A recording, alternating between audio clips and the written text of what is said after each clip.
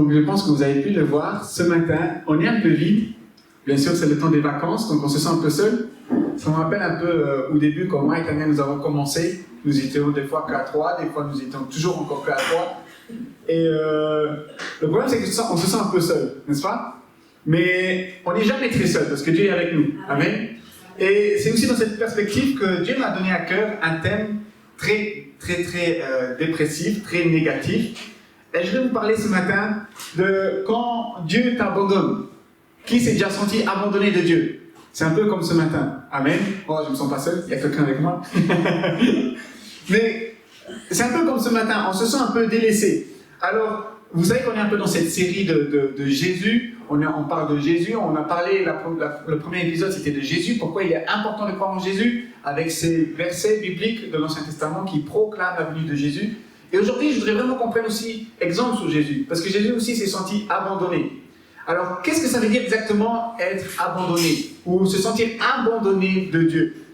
Donc, la Bible, voici un peu les mots-clés de ce que la Bible utilise, le mot, que ce soit grec ou hébreu, quand il parle d'abandonner, c'est le fait de se sentir seul, être laissé derrière, quand des gens ou un groupe nous laisse derrière, on va se sentir seul. C'est aussi être négligé. Alors, est-ce que vous savez un peu vous représenter qu'est-ce qui peut se passer quand on est abandonné?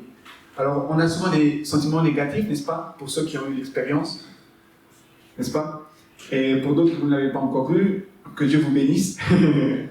Mais si, je vais préparer deux images avec vous. Donc, voici ici une image d'une maison abandonnée. Qu'est-ce qui se passe? Elle n'est plus habitable, n'est-ce pas? Il y a tout qui s'écroule. Vous voyez ici sur cette photo, par exemple, qu'il y a des fenêtres cassées, les volets sont cassés, la façade elle est en train de tomber, donc on peut présumer aussi qu'il y a de la moisissure à l'intérieur. Et on voit alors que cette maison, pour ce qu'elle est faite, pour ce qu'elle est créée, ne peut plus servir. La seule solution, c'est de tout détruire et recommencer à zéro, n'est-ce pas? Mais normalement, quand on a une maison, dedans on a aussi une famille, n'est-ce pas? Et ici, cette maison, on voit qu'elle ne peut plus héberger une famille, elle n'est plus en état de servir pourquoi on l'a créée. Si tu laisses aller trop loin le sentiment d'abandon dans ta vie, tu risques peut-être de devenir comme cette maison. Dieu ne peut plus se servir de toi, pourquoi il t'a créé? Parce que tu es trop détruit. Mais ici, on sait que cette maison, elle ne se délabre pas, n'est-ce pas? Une maison, c'est un bien matériel, ça ne se délabre pas à cet état-là, toute seule. Alors ici, j'ai encore une autre image pour vous. C'est la famille, c'est une personne seule. C'est ce qu'il y a dans la maison. Et c'est ce qu'il y a dans la maison, la famille se sont abandonnés, la maison va juste refléter l'état de la famille. Et ici, je vous ai pris une photo d'une personne qui est simplement seule, abandonnée. Qu'est-ce qui se passe quand une personne est complètement seule, abandonnée? Elle n'est plus entourée de sa famille, ou ça peut venir dans différents cas. Peut-être un parent qui est décédé, cette personne, elle n'a plus personne dans sa vie, elle va se sentir abandonnée, seule. Il risque d'avoir d'autres maladies, la dépression, le suicide. D'accord? Tu n'es plus en état de servir Dieu ou de marcher avec Dieu si tu te sens abandonné. Et c'est ce que nous voulons éviter ce matin. D'accord? Parce qu'il faut savoir que le sentiment d'abandon, selon certaines recherches, ne peut pas se créer seul. Il doit se nourrir. D'accord? Au début, nous sommes nés joyeux. D'accord? Au début, nous sommes joyeux. Mais le sentiment d'abandon vient quand nous sommes complètement isolés. Et ce sentiment va se créer, en fait, quand il va se nourrir des choses négatives de notre vie. Quand nous commençons à être négatifs, quand nous commençons à regarder les problèmes et que nous voyons que, par exemple, personne ne nous aide. D'accord? Alors, ce matin, je vais te poser la question. T'es-tu déjà senti abandonné par Dieu? C'est une question importante à savoir. Parce que si le sentiment d'abandon va toucher ta foi, tu vas commencer à t'éloigner de Dieu. Et là, tu vas commencer à vraiment être seul.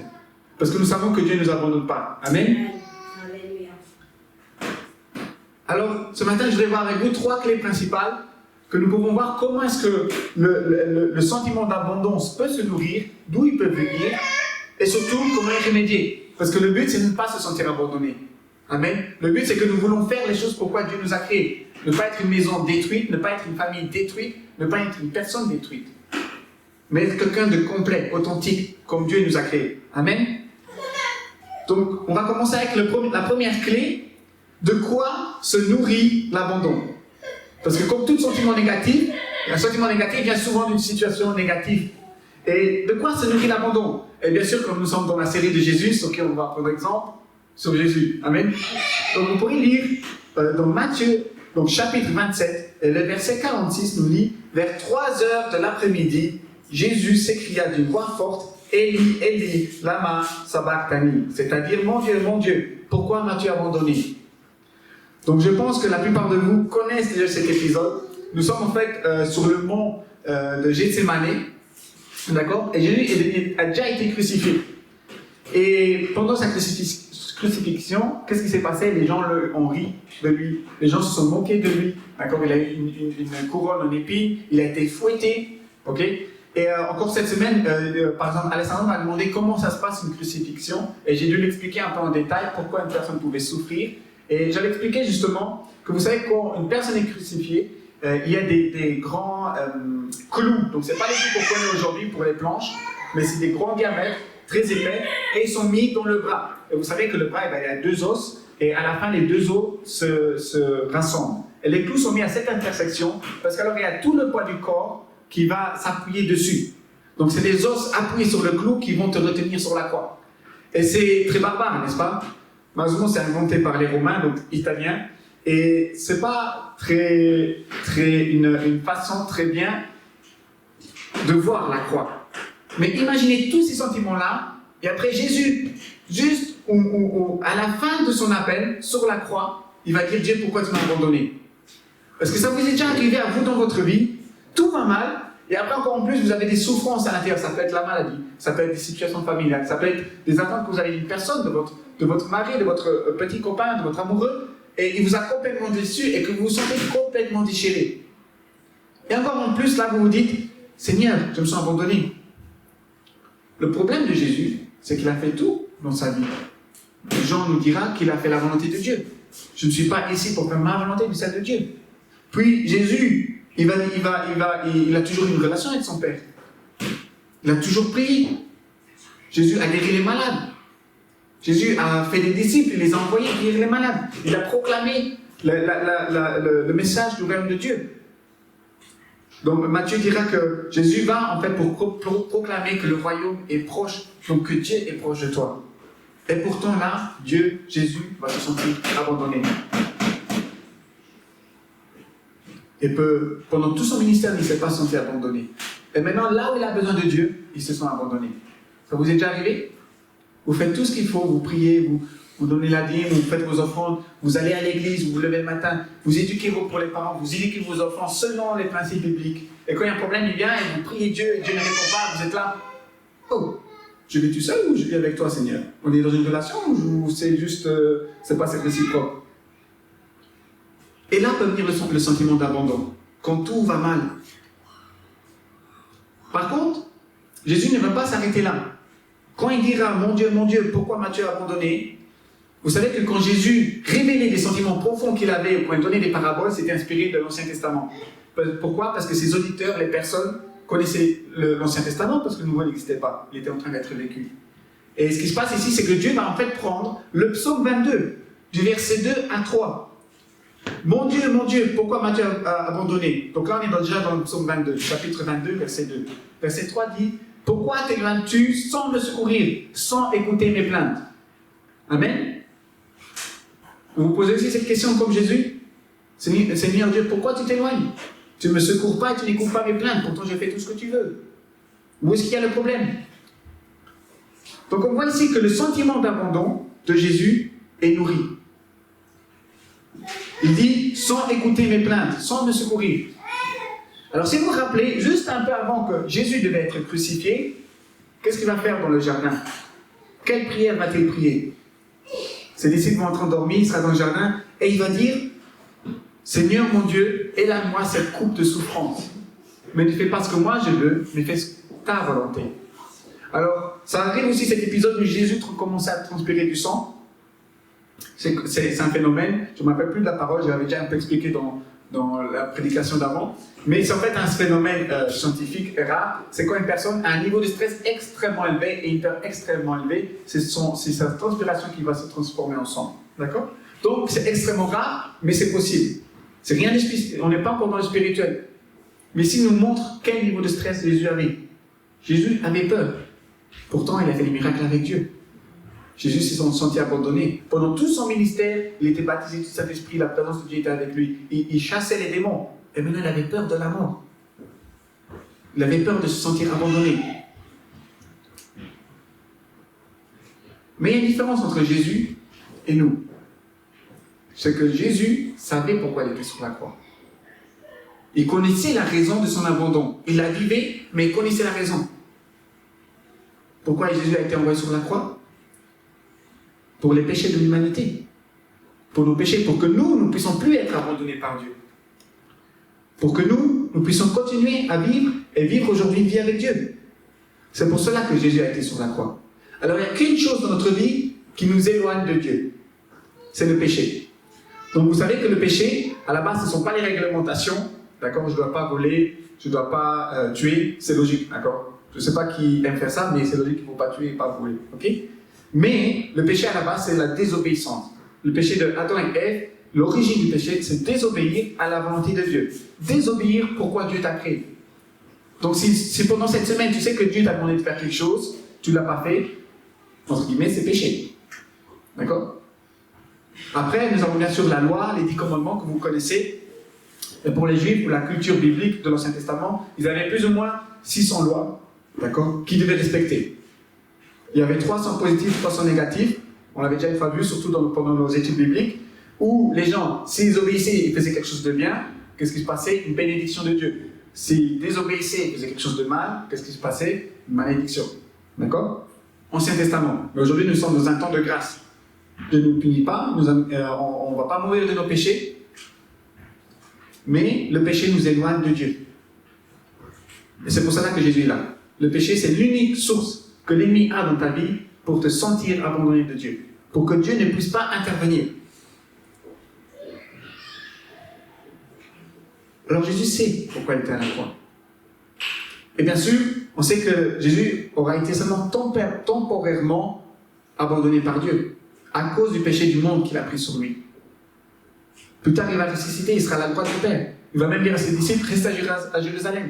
Maintenant, je monte à la droite du Père et une promesse de Dieu va se réaliser, le baptême du Saint-Esprit, ce qu'on appelle la Pentecôte. Mais toi, sais-tu pourquoi es-tu abandonné de Dieu?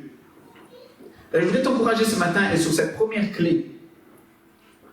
Connais-tu, si tu as des sentiments d'abandon, est-ce que tu sais d'où ils viennent? Est-ce que tu comprends comment ils se nourrissent?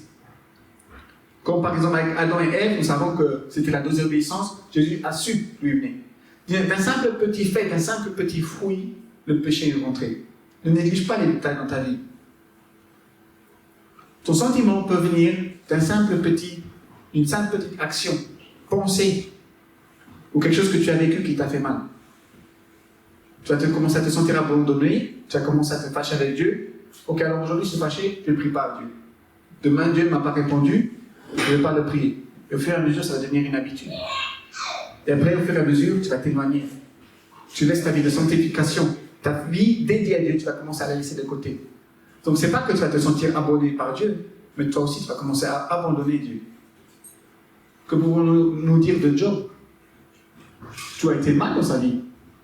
Au début, le livre de Job dit qu'il était très riche, et tout ce qui s'est passé dans sa vie, c'est à cause de l'ennemi, on le sait. Satan était devant Dieu, et Satan a dit, regarde ton serviteur, il est juste comme ça parce que tu le bénis.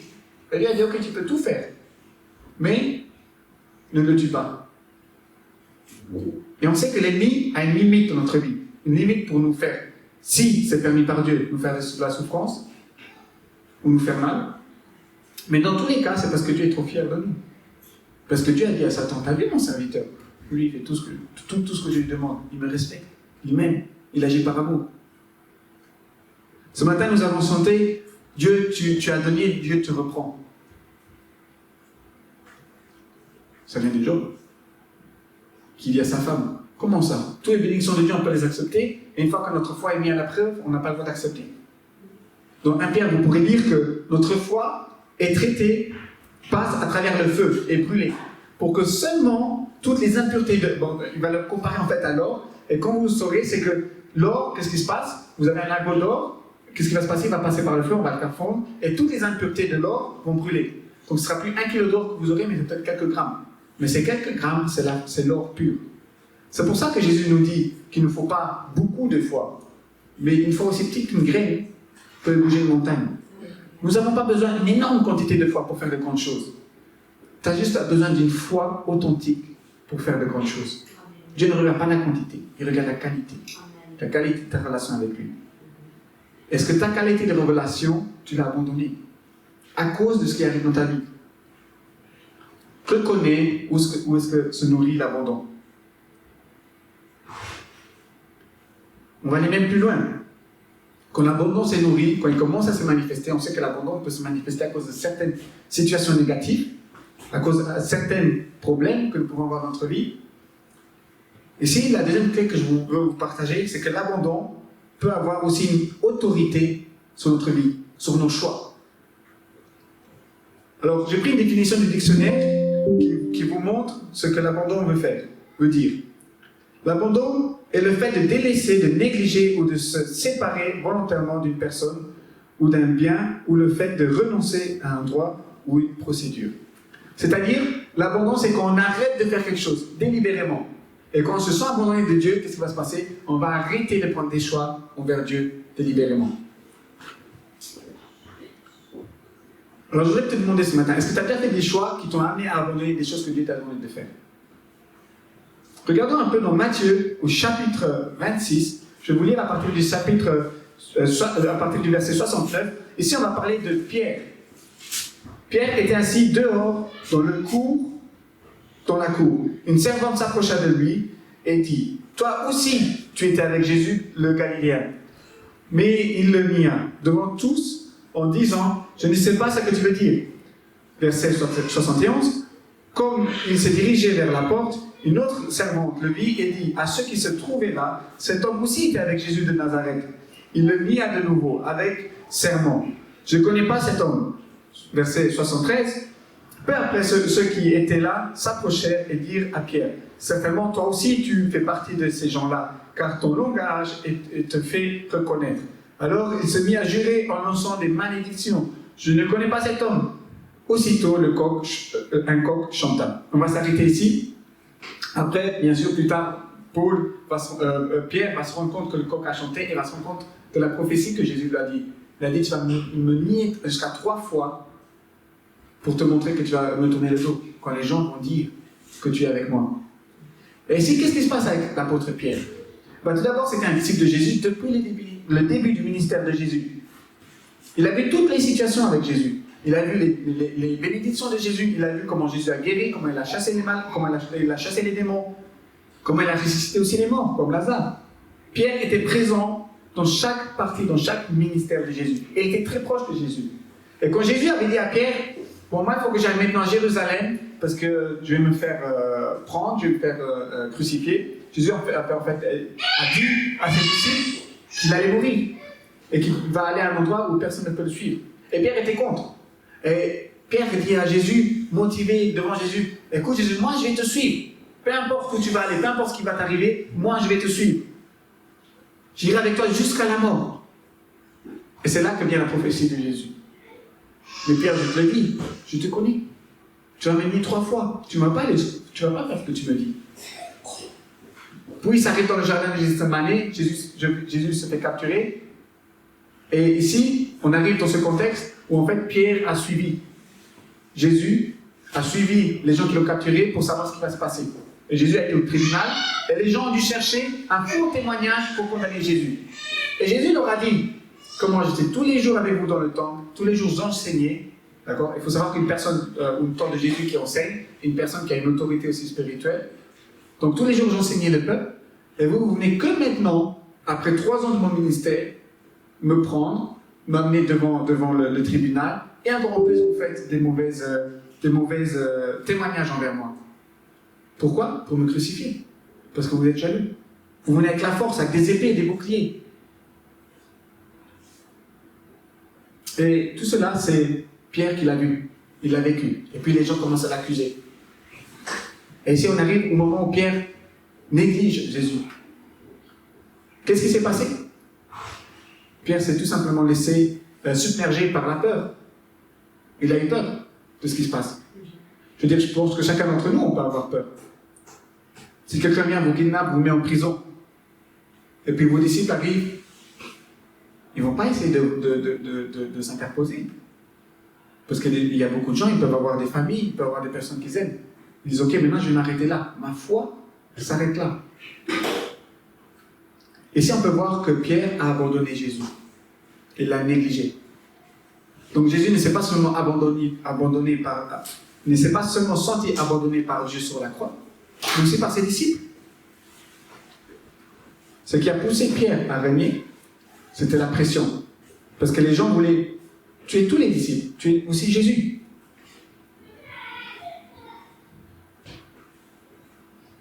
Par contre, je voudrais te demander ce matin, qu'est-ce qui te pousse à changer tes choix?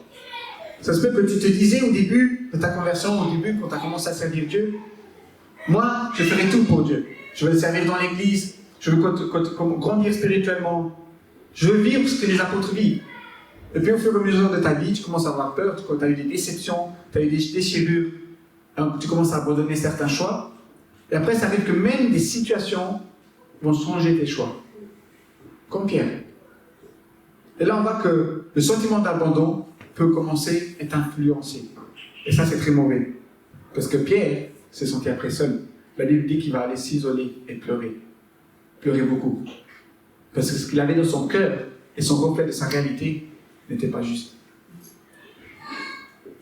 C'est déjà arrivé à quelqu'un? Ou je me sens encore une fois seul? Il y a des situations qui vont te pousser à changer d'avis, même envers Dieu. Et ici, on arrive alors à la troisième clé. On a vu que la première clé, c'est que l'abandon peut se nourrir de situations négatives, du péché par exemple. Deuxième clé, on a vu que l'abandon peut avoir une autorité sur ta vie, sur tes choix, sur ce qu'il y a dans ton cœur et sur ce qui se reflète vraiment, sur ce que tu vis vraiment. Mais la troisième clé va te montrer que Dieu fait attention comment tu te relèves et comment tu avances. Peu importe si l'abandon a eu pendant un temps une autorité sur ta vie, ou peu importe si tu t'es senti abandonné, si l'ennemi t'a fait miroiter une situation où tu t'es senti abandonné, alors que Dieu était toujours là. C'est pour ça que j'aimerais dire que Jésus est un motivateur. Amen. Pourquoi? Parce que là, justement, la troisième clé, ça s'appelle la motivation qui combat l'abandon. Tu dois trouver la bonne motivation dans ton cœur qui combat ce sentiment. On pourra lire en fait dans Jean au chapitre 21 du verset 15 au verset 19. On ne va pas lire tout, je vais vous lire le verset 19.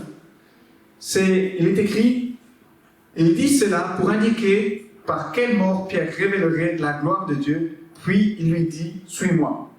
En fait ici, dans Jean 21, en fait il y a Jésus qui est déjà ressuscité, et il s'est déjà montré 3 fois aux disciples.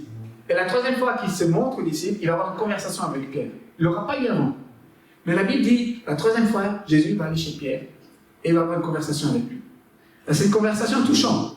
Ce n'est pas une conversation à prendre à la légère. Parce que Jésus va dire à Pierre, et je suis sûr que vous connaissez ce passage, c'est là où Jésus dit en fait à Pierre, Pierre, Simon Pierre, est-ce que tu m'aimes? Et Simon va dire, oui Seigneur, je t'aime, content. Après, Jésus va lui reposer la question, Pierre, est-ce que tu m'aimes? Et Pierre, il va sûrement se demander, bon, peut-être qu'il ne m'a pas bien compris la première fois, et il va lui dire, Seigneur Jésus, tu sais que je t'aime. Oui, je t'aime. Et Jésus, à chaque fois que Pierre va lui répondre, est-ce que tu m'aimes? Il va lui dire justement, alors prends soin de mes brebis, fais attention à eux. Et c'est en fait le ministère que Dieu te donne dans ta vie. Si tu lis Matthieu 27, avant que Jésus parle, il va donner à tous ses disciples une mission. Enseigner aux nations l'amour de Dieu. Enseigner le message. Les baptiser. Les amener proches de Dieu. Leur montrer au monde qu'il y a une relation qui est reliée à eux. Qu'il y a un Dieu qui ne se laisse pas avoir par le péché, mais que Jésus est venu pour enlever le péché, pour enlever ce sentiment d'abandon. Et c'est ce que Jésus demande en fait à Pierre. Si tu m'aimes, prends soin de mes brebis. Nourris mes brebis. Et c'est au verset 19 qu'on arrive en fait à la prophétie de Jésus à Pierre, parce que la moitié du verset dit en fait, montre à Pierre comment est-ce qu'il va mourir. Ok? Plus loin quand vous allez lire verset 20 à 21, en fait, Jésus va dire la ceinture que tu as quand tu étais petit, quand tu étais un enfant, tu la mettais toi-même. Mais quand tu seras Dieu, c'est quelqu'un qui va te mettre la ceinture. C'était pour dire pour amener au cachot et pour après avoir la sentence de mort. D'accord? Mais ici, Jésus va arriver quand même à la fin du verset 19 qui est intéressant, il dit « Suis-moi ». Alors que Jésus a vécu l'abandon de Pierre. Pourtant, c'est Jésus qui va dire à Pierre, c'est sur cette pierre que je vais construire mon église. Pourtant, Pierre deviendra le premier apôtre qui va prêcher. Il était timide, Pierre était une personne impulsive, mais timide. Mais dans Acte 2, c'est le premier qui va prêcher. Il va dire aux gens, les gens prenaient les chrétiens pour des fous, parce qu'ils parlaient dans les langues, mais ce qu'ils ne comprenaient pas, les gens, c'est que ces chrétiens parlaient dans les langues qu'eux comprenaient. Et si Pierre va dire, en fait, non, eux ne sont pas fous. Il y a une prophétie de Dieu, une promesse de Dieu qui vient de se réaliser. Elle est aussi pour vous aujourd'hui. C'est aussi Pierre le premier qui va faire le premier miracle de guérison dans Actes des Apôtres, quand il va au temple.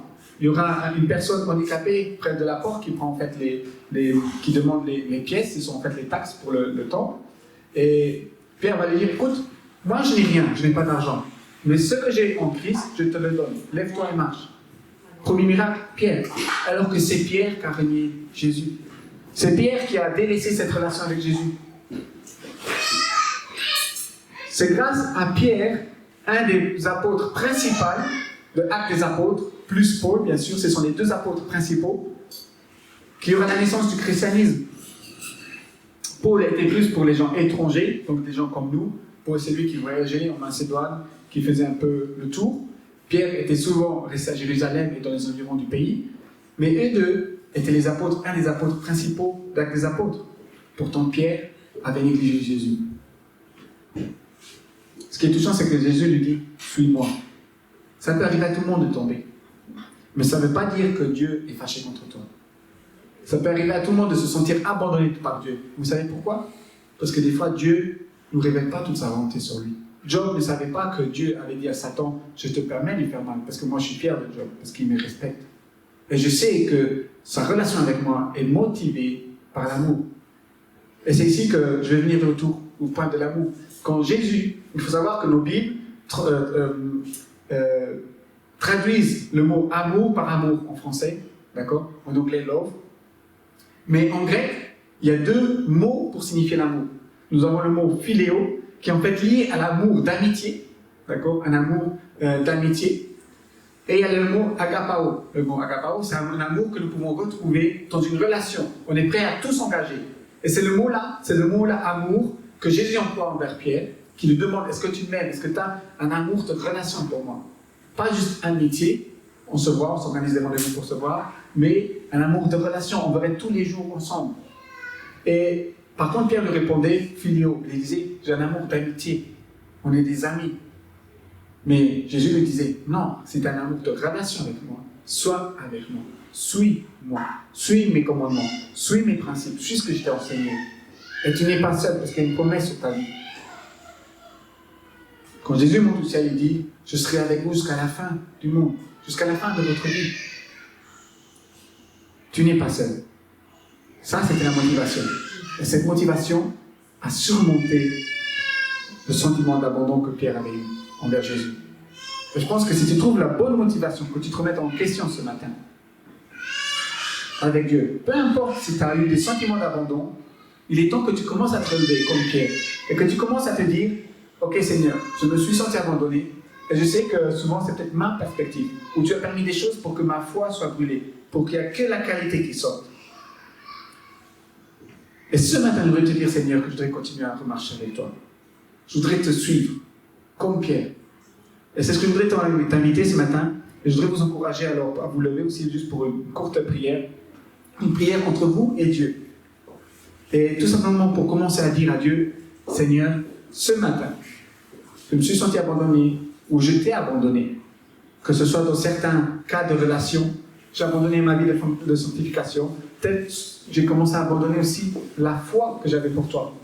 Peut-être tu avais une attente de foi avec Dieu, tu demandais des dons spirituels, peut-être une attente de foi dans ta relation avec Dieu, et tu l'as tout simplement abandonné, pour une raison ou une autre. Ça te regarde toi et Dieu.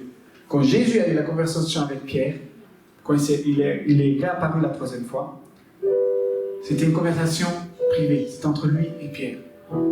Et ce matin, je voudrais t'encourager. Ta prière, c'est entre toi et Dieu. Nous n'allons pas faire d'appel. Je sais que des fois, nous faisons des appels pour venir devant, dans la présence de Dieu, pour prier, pour se redonner le cœur à Dieu. Mais ce matin, je vais t'encourager que ce soit que toi et Dieu. Ferme tes yeux, ne regarde pas ton voisin, ne regarde pas ta soeur, ni ta femme, Mais c'est entre toi et Dieu.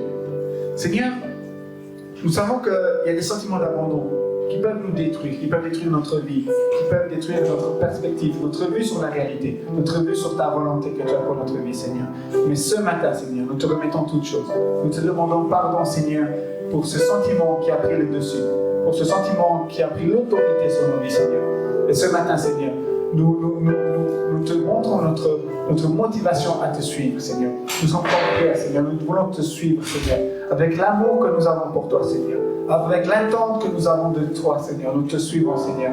Nous laissons nos sentiments négatifs de côté. Nous te les remettons à nos pieds, Seigneur. Nous laissons nos charges lourdes, Seigneur. Nous les laissons à tes pieds, Seigneur. Mais ce matin, Seigneur, nous refaisons cette alliance, Seigneur. Nous proclamons dans notre cœur, Seigneur, dans notre esprit, Seigneur. Et surtout avec sincérité, Seigneur, devant toi, dans ta présence, Seigneur. Tout ce que nous pensons de toi, Seigneur, tout ce que nous attendons de toi, Seigneur, nous remettons notre foi, Seigneur, pas dans nos mains, mais dans tes mains, Seigneur. Notre vue, notre volonté, Seigneur, nous l'effaçons, Seigneur. Parce que nous voulons que ta volonté s'accomplisse, Seigneur. Peu importe s'il y a des fois des coupes, Seigneur, de souffrance qui sont devant nous, Seigneur. Nous sommes prêts à les assumer, Seigneur, comme Jésus les a assumés, Seigneur. Parce que nous savons que, par exemple, Jésus est mort à la croix, Seigneur, pour un appel, pour accomplir son appel, Seigneur. Et nous savons que chacun d'entre nous, nous devons prendre notre croix, Seigneur. Mais que c'est pour accomplir un appel que tu as préparé, Seigneur. Alors, Seigneur, aujourd'hui, Seigneur, nous proclamons, Seigneur, dans le nom de Jésus, que l'abandon n'aura plus aucune force, aucune puissance sur nous, Seigneur. Et que nous laissons uniquement ta volonté, Seigneur, et l'amour, nos motivations pour toi, notre relation pour toi, Seigneur, dominer dans notre vie, Seigneur, sur nos familles, Seigneur. Au nom de Jésus, Amen.